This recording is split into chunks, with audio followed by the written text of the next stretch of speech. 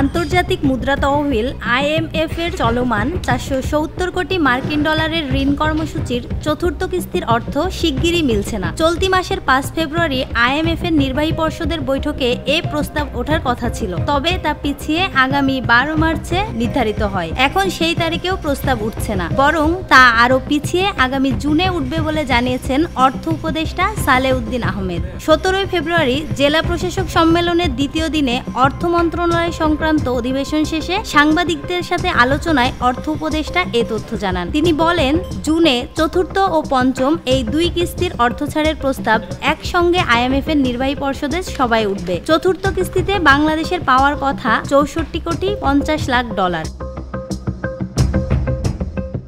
অর্থ উপদেষ্টা আরো বলেন, আমরা বলেছি যে আমাদের কিছু কাজ আছে, তাই আমরা অত তাড়া করছি না। আমি একটা বিষয় বলি, আপনারা তো ভাবছেন ভিক্ষা করে টাকা পয়সা নিয়ে আসি। আসলে অনেক শর্ত মেনে এবং আমাদের নিজস্ব তাগিদে অর্থ আনতে হয়। কিছু শর্ত আছে, তা বললেই আমরা পালন করব এমন নয়।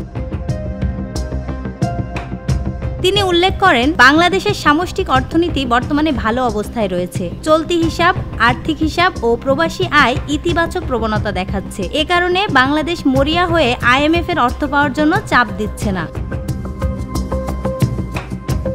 আগামী মার্চে IMF পর্ষদে প্রস্তাব উঠবে কিনা এমন প্রশ্নের জবাবে সালেউদ্দিন আহমেদ বলেন, মার্চে নয়, আমরা বলেছি যে একটু অপেক্ষা করব। আগামী জুনে দুই কিস্তির প্রস্তাব একসঙ্গে উঠুক। আমরাই কি পেছানোর কথা বলেছি নাকি IMF? এমন প্রশ্নের জবাবে তিনি বলেন, আমরা বলেছি, ওরাও চেয়েছে।